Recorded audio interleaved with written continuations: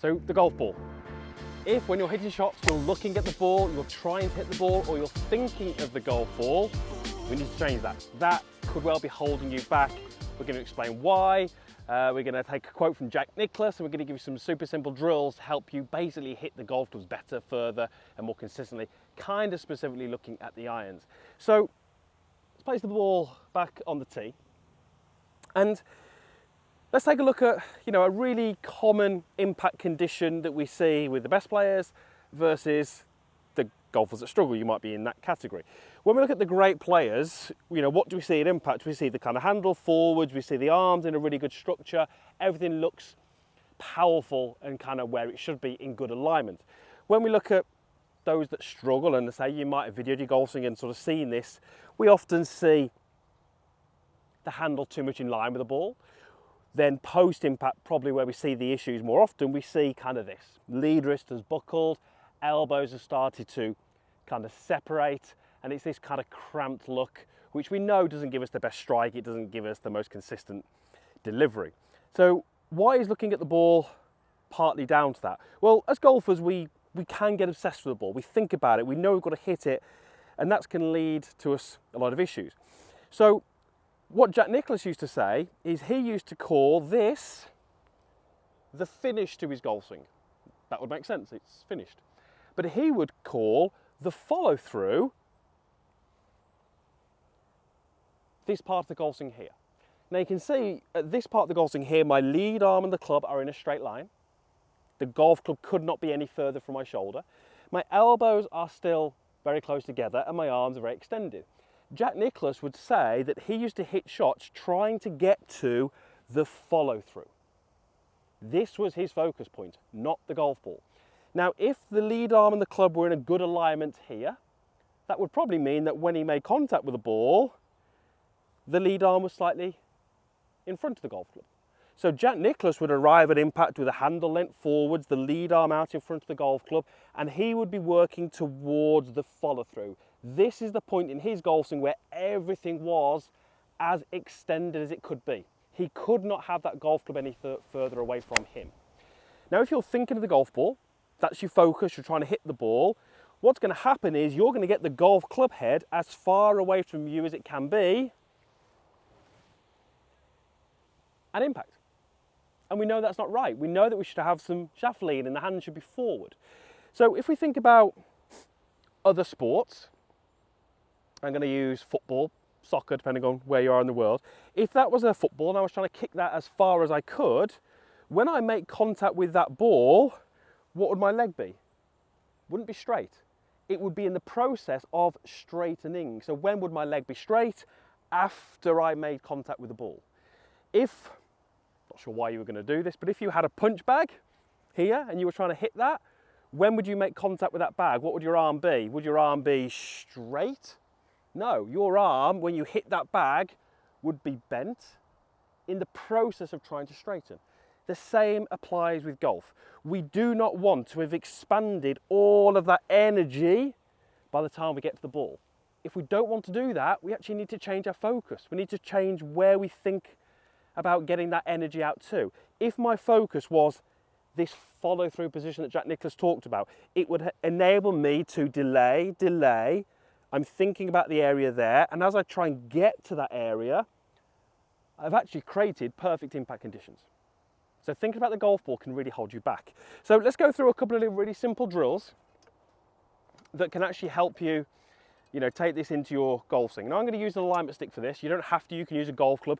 If you use a golf club, just flip it around so you're holding the sort of club head end.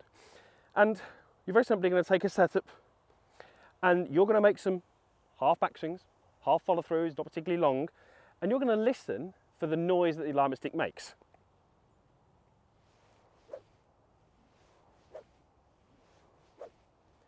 I hear that noise in this area here, maybe a foot and a half after the ball, a foot and a half before the ball.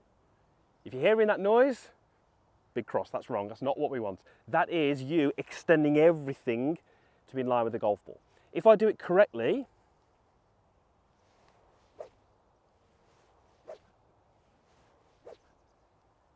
it's here.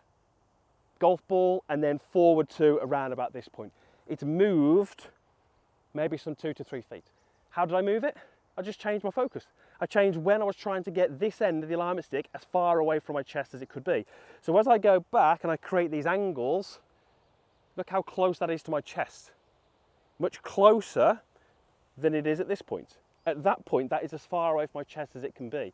So all I did is I changed when I tried to make that happen. I tried to make that stick move away from my chest at that point.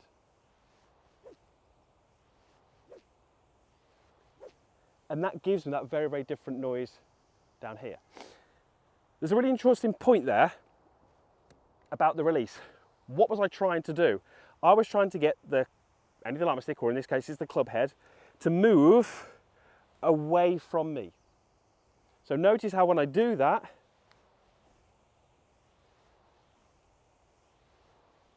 I get this. What I'm not trying to do in the release is flip the club past the hands. That would be very different. That would look more like this.